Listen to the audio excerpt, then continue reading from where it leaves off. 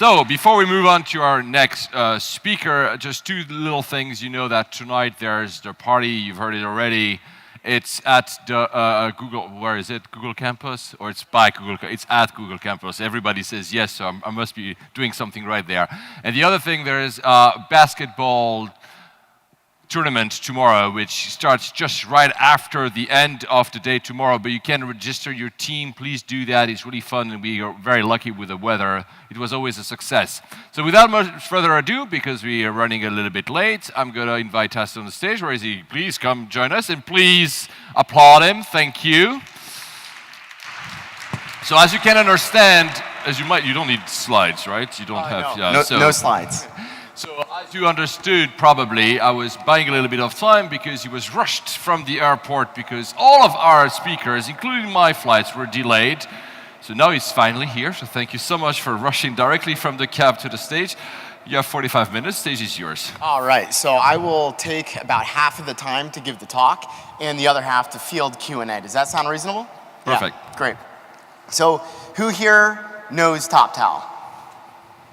Okay, that's good. We have a long ways to go, a lot of growth.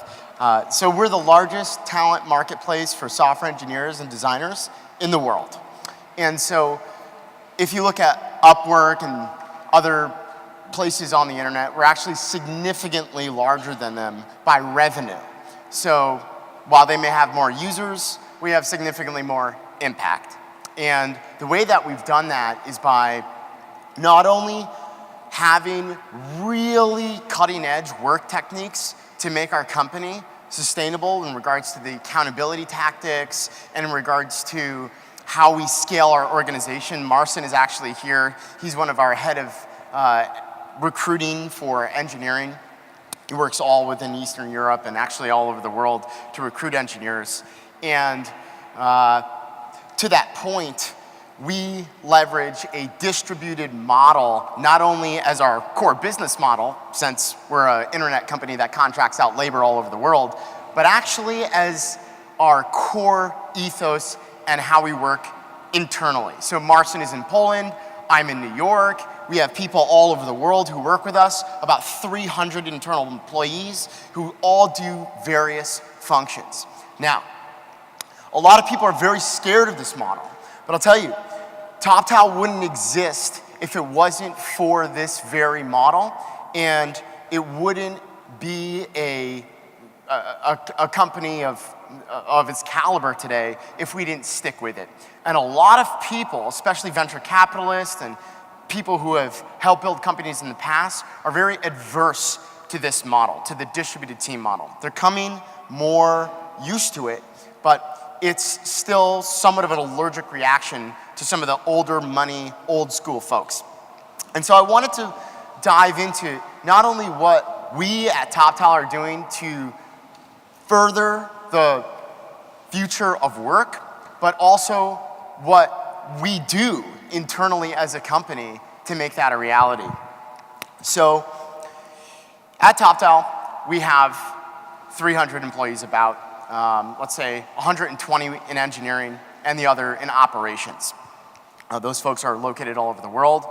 We generally segment by time zone, and so our engineering is mostly in Eastern Europe. We don't care if you're in Belarus or Poland or Krasnoyarsk in Russia or somewhere else in that general region. As long as you're in a general time zone, we're happy to work with you in our engineering team.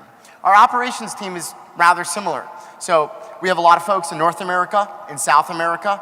If you're in Argentina, for all intents and purposes, you're in New York, since you're in the same time zone. So we segment up by time zones for all of our operation functions, and then we leverage their capacity as such. And so it works brilliantly if you have a brilliant communication architecture and a brilliant schedule. So if you look at how Toptal functions as an internal organization, we use Slack, we use Skype, we have regimented calls for all of our divisions of operations. You'll see on our Monday calls that you'll have about, 15 or 20 Monday calls where everyone's giving status updates, very rigid KPI reports on how they've worked with their teams, what they've done, the progress that they've made, and I'll dive into this in just a moment because this accountability tactic is actually one of the most critical pieces of what I would say the future of work and how it's going to become a reality for distributed teams specifically. So in our calls, generally very similar framework to it. So we go over the KPIs, and if that's sales, it might be the amount of leads that we captured, the amount of people that we closed, the amount of people that closed that turned into more jobs, that sort of thing. It also might be who's onboarding, what is that person onboarding for, how's that going, giving general status updates. And we set that framework in an email beforehand that's very structured. And so the email will have very clear guidelines and notes as to what is happening within our company at that very point in time. So you might say, oh, there's 100 leads coming in, there are 20% who closed, this is how it looked relative to last week. Therefore, when we get on the call, we all have a very good idea of what we're going to discuss and the numbers that we're going to be talking about. We do this, again, for every single function in the company. And that's actually not something that a lot of companies do. It might sound really obvious. I've actually not seen it at too many companies. They generally go into meetings. Maybe they don't have the best leader. Maybe they don't have a data-driven organization that values these types of KPIs. But this will really dictate the entire success of your company. And it also dictates the success even more so of a distributed team because the only thing that you really have to talk about are the numbers. So this accountability tactic of having a consistent framework of KPIs, strategy, basically reporting and accountability structure for each team and having that be very uniform throughout each team in its format is critical to running a distributed team, and it's something we've built a lot of software around. So if you really want to, I guess, harp on the future of work subject, the amount of software that we've written to ensure that these KPIs and these types of systems are automatically reporting through our company and to our team leads, well, we probably have about 80 full-time engineers that ensure that this very thing happens every single day. And you might think, well, what the hell can 80 full-time engineers do? I have a relatively successful company. We have 2 or 3, something of the sort. If you're pulling in lots of data and you want to ensure that all of the granular KPIs are refined and are really high integrity, it's going to take you that amount of engineers. We'll probably even double that as we go into the next year. So that gives you a little bit of an understanding of how we run the company. It's a very futuristic company. There's almost no company in the entire world that operates like us. We are notably the largest business distributed team in the world. And so if you look at WordPress, that's probably the only company that's larger than us when it comes to a distributed team, but they're mostly a software company purely. So they have, I think it's a bit over 1,000 employees that are distributed all over the world. But we're very different in the sense that we actually model a more traditional organization, probably more typical or akin to what you guys and girls are working on. So if you look at WordPress, they're working with Git, they're working with mostly things that were created for doing for working with distributed teams. If you look at what sales organizations do or what operations teams do, that's not so common. That's more of a type of business role and a business environment. And Toptal is much more of a business environment than a software company, even though we're both. And so I mentioned that because I wanted to get your brains brainstorming for the Q&A session as to how that differs, and we can go into that later if you like. But the notion of stigma is very real. So whenever we've we've actually not raised much money, which is pretty incredible. So we haven't taken pretty much any outside priced round. So we did a small seed round as a convertible note, but we never took a, let's say, Series A, only because we never needed it. And whenever we've talked with people about this notion of raising a outside round, we're well past our seed round, I guess you would call it a private equity or growth round at this stage. People always say, okay, so you're gonna get an office. We're like, no, we're not gonna get an office, and you're not gonna invest in us if you want us to get an office. Because we run the company so effectively that it's why we win. It's what we've done with our accountability tactics, with our hiring strategies, with the way that we run the company in general, that has allowed us to beat every single player in the entire world and build an amazing company. And if people want to take that away from us, we're not okay with that. We wouldn't do it for hundreds of millions in funding, for any acquisition offer, for anything, because we believe this is the right way to build the company.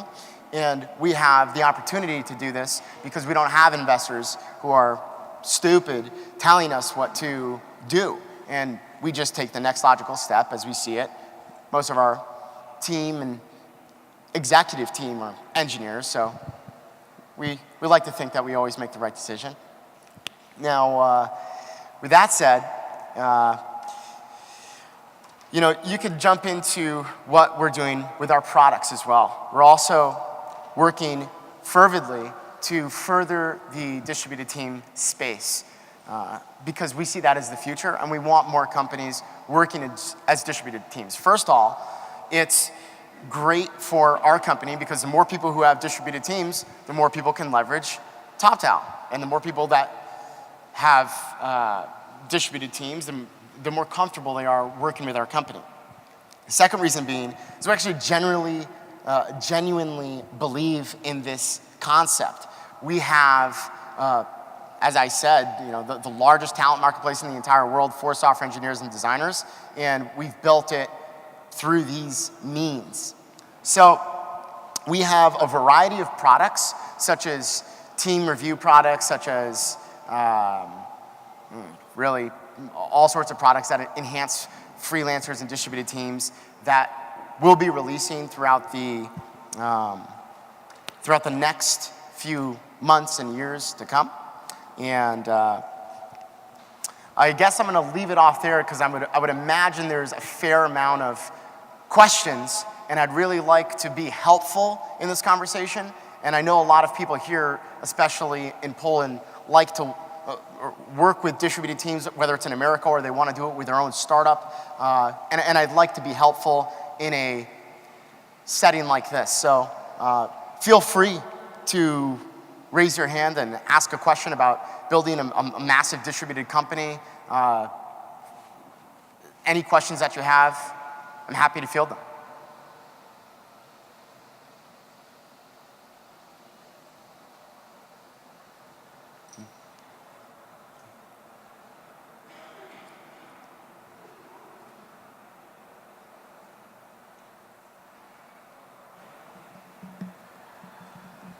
Hello.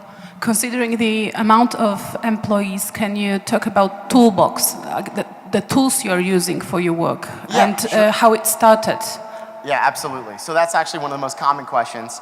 And what our engineers work on is really that. It's a toolbox. It's a CRM, ERP type system that allows all of our employees to have full access and insight into what's going on in their specific function.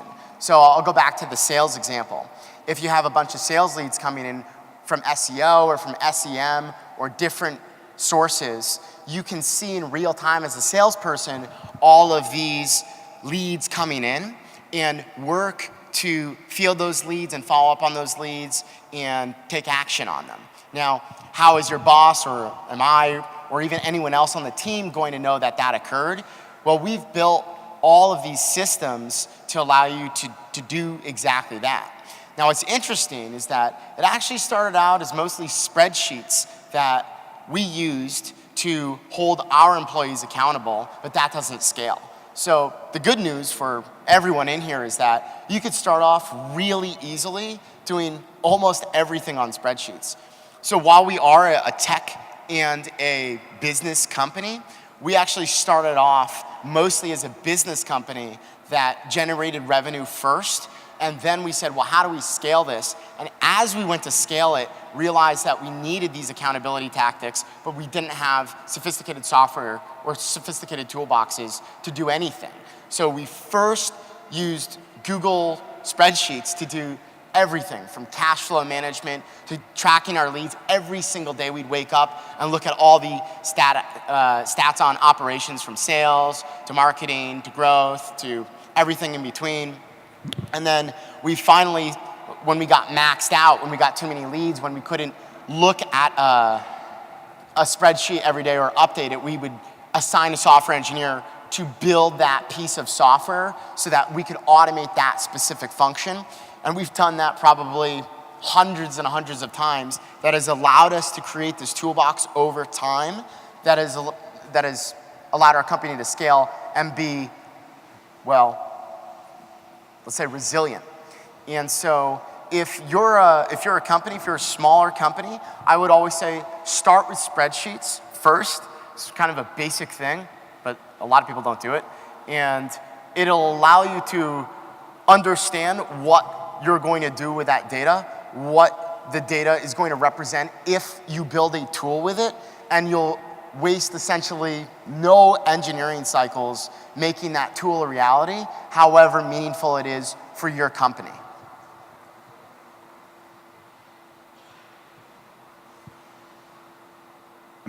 I think that Toptal is quite well known among Polish developers, and I think that it's most famous because of its restrictive recruiting process. Can you elaborate on this, how it works, and how you benefit from it?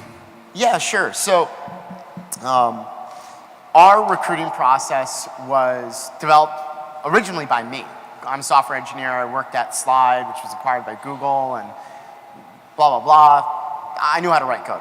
And we had really good interviewing processes that I looked at and said, well, how can we keep that same ethos, but do it on the internet, right? The same ethos that our team had at Slide, and make that a resilient and known ethos all over the world. And if you looked at what was happening at the time, you had what is now Upwork, Odesk and Elance, which merged to become Upwork. And they didn't know how to do this at all. They still don't. They have no idea how to do this in any field, if you ask me. And the reason is because they're very automated, right? They ask you a series of questions that weren't refined by experts, that really lack the care that we had in our interview processes at Slide and at the other great companies that I worked at. And so I said, well, if you put a lot more attention to detail on this, and you can make it a rather scalable processes through some of the means that I just talked about, you can make this work. And that's exactly what we did.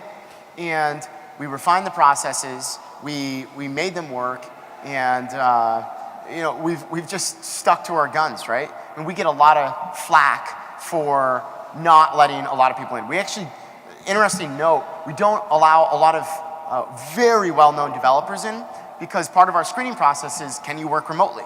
And that's a soft skill. And we have tests that we've developed over the years for that. And you'll get a JavaScript developer who's, you know, on an ego trip, who's like top 50 in the world, and everybody knows this person, and we don't let him in. And so we get a lot of flack for stuff like that. But we stick true to our nature in regards to our screening processes, and you know, ideally, that statement holds true forever, right? Ideally, it is hard to get into Toptal, in that the caliber of people are known to be higher than, let's say, open labor marketplaces. And you see some of the other, we see some competitors in other fields, even the software engineering field, often trying to model us, but for some reason they just can't seem to do it at scale. Yeah.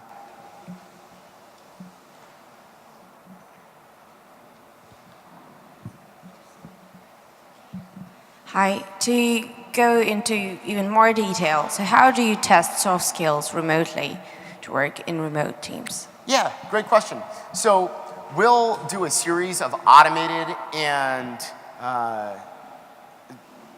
manual interview processes. So we'll try to gauge what you know as an engineer on the basic level first, right? And I could give you a quick assessment saying, okay, well, you know, what's the difference between merge sort, bucket sort, insert, merge, you know, all sorts of different algorithms, and what do you know about that? And you know, if you don't even know what that is, which most people don't, then you're out, right? And that's the majority of the people are gone just by that mere fact. Now that's an exaggeration of what we actually do, but it holds true to the point of you cut the fat at the top, and then you can figure that out pretty fast. Your manual processes are deferred to your, you know, more labor-intensive, time and valuable pieces, and you can work via Skype to talk with other people and do all the calls remotely. Yeah, so it gives you some color on how Toptal is constructed. And you'll feel that and you'll understand it if you go through our screening processes. Dominic from Timble. Taso, you're really very open and honest. And what do you think about when you are talking about KPIs and measure everything? Is it only important to do or do not, or done or successful fail, or this is time tracking is important with how much time it takes to get to that point, to solve any problem, and how it's connected with when you're working with the talents? That's a great question. So time is completely irrelevant as a KPI. That's the first thing. So some people are able to do a task in 5 minutes. Some are able to do it in, let's say, I don't know, an hour, right? But what you want to know is what was the result at the end of the day, right? Did they have a 1 or a 0? That's really all that matters. And teams that focus on time tracking, it's just fundamentally flawed, in my opinion. We don't do time tracking at all, which is very interesting because we focus on the numbers and the outcomes rather than the actual time spent.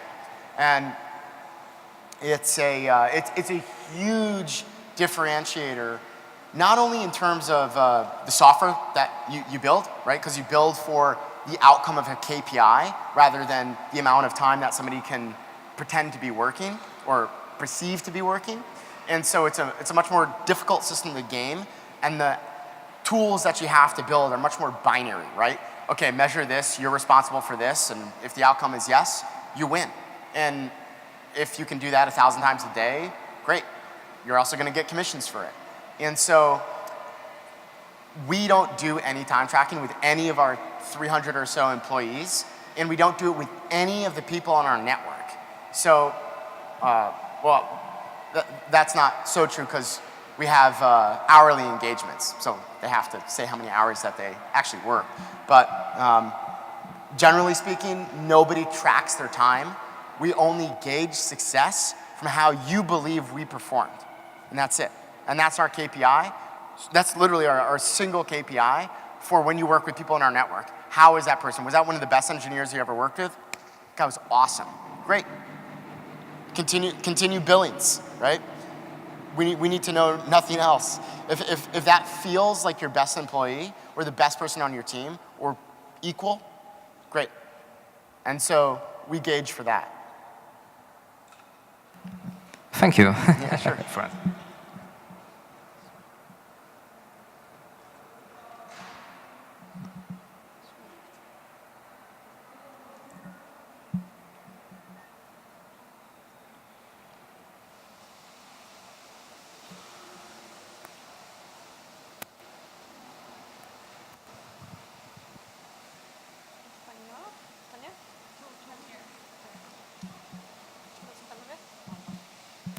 So Taso, how do you ensure growth of your remote team? Growth of our remote team? Yeah. Marcin helps with that in part. Later on. When you say growth of our remote team, Development, like future opportunities at work. Sorry, say again? Development, like product development. Yeah. Well, we have product development cycles much like any company has a product development cycle. We look at what's currently being developed, how useful it is, why we're actually developing it, and then we sit down and see where our current roadmaps are and what we need to do and sort of benchmark against that. So the interesting thing is no different than what most in-person teams do, right? Instead of a whiteboard, we just go on our little virtual whiteboard and talk about concepts and why we're going to do one thing or another and how that's different. And we have 20 people on a Skype call. We have a VP of products who takes care of other product managers that manage our engineering team. It's a very structured and well-organized team from a hierarchical perspective.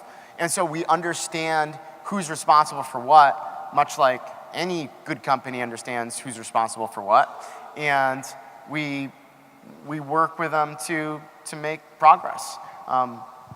It's really no different than a standard organization, besides the fact that we do it all on Skype or Zoom.us or one of these other tools that allow a meeting to happen.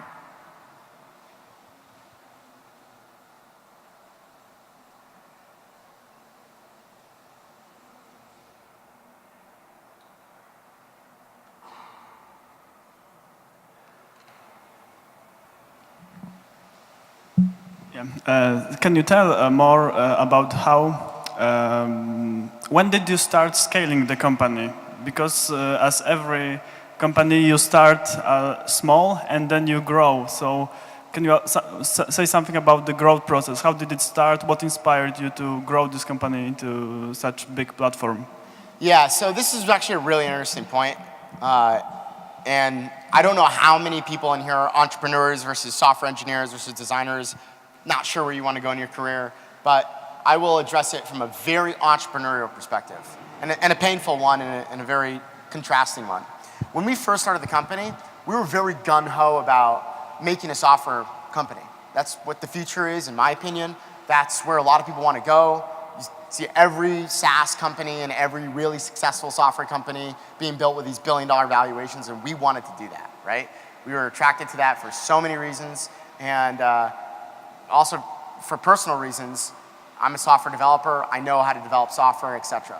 But we were taken aback when there wasn't really a need to develop software so much as the need to focus on our operations and the KPIs.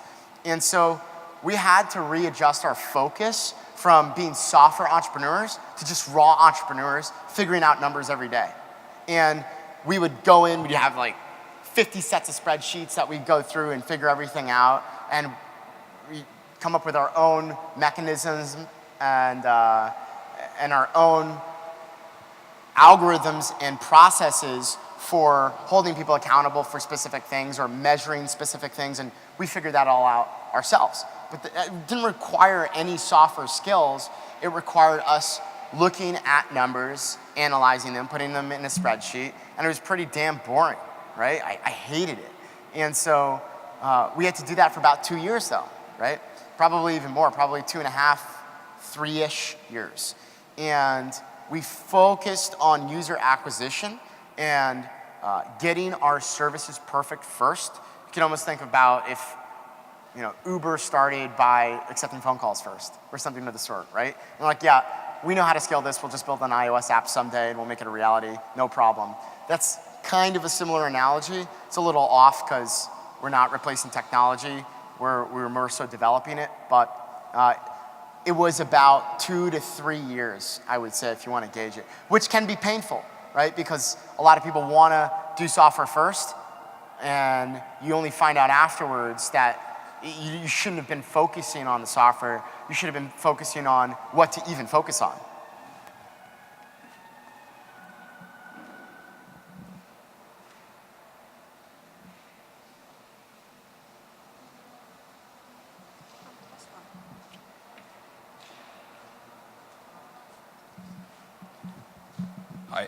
It seems that remote communication is more prone to conflicts and misunderstandings. Do you recognize that as an issue?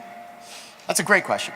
So we follow up with people immediately, and we have protocols for this, if there are any sorts of misunderstandings. And we try to remedy and coach people as to how to not make a misunderstanding. That could be an inflection in the voice. That could be something that somebody just misses out when they articulate a specific piece of product or a specific piece of code. It happens, I would say, frequently. 50% of all human communication is verbal, or is in the face. And so that's lacking. There's probably some good to that because there's some very heated arguments, but the misunderstanding component, it comes down to the executive team tackling that. It is sort of a block and tackle thing that you have to stay on top of, and know what everyone is thinking and how they're behaving within the company, right? If you start hearing that a person is acting up consistently from multiple team members, what I've learned is that it's generally true. I've actually almost never seen a case where it's not true, right? And it's interesting because it works, right? It's like the people are the eyes and ears for you, and it ends up working almost organically. But yes, it can become a problem, but you have to proactively dig deep into those emotional types of situations. And following on that, do you do any sort of team building? Because since you're so distributed, people don't get to know each other that well, and maybe that's an issue as well? Yeah, so we've actually recently done a fair amount of team building. We had an executive offsite in Mexico where we brought 18 of our executives. We all stayed in the same place for a week and talked about strategy and went over our sessions and ate dinner and drinks, even got too many drinks and all that sort of stuff, and had a great time. And so that does help, and I think it even helped in much more of a way for our employees. That's what they articulated to me, that they feel they can communicate more freely, that they feel like they know the person, and so I'm just giving you feedback of what they shared with me. And so clearly it does help significantly just knowing a person and how they behave when you say something, and that builds something in your memory for you to feel more confident with communicating or calling that person. So yes, that's a huge thing. And now we're actually implementing that in other teams, in other engineering teams. We're too big to have 220 people go off-site and live together for a week. But we're now segmenting into our engineering teams and having them get to know each other and work together, and even doing it with our operations team as well. Thank you. One more question?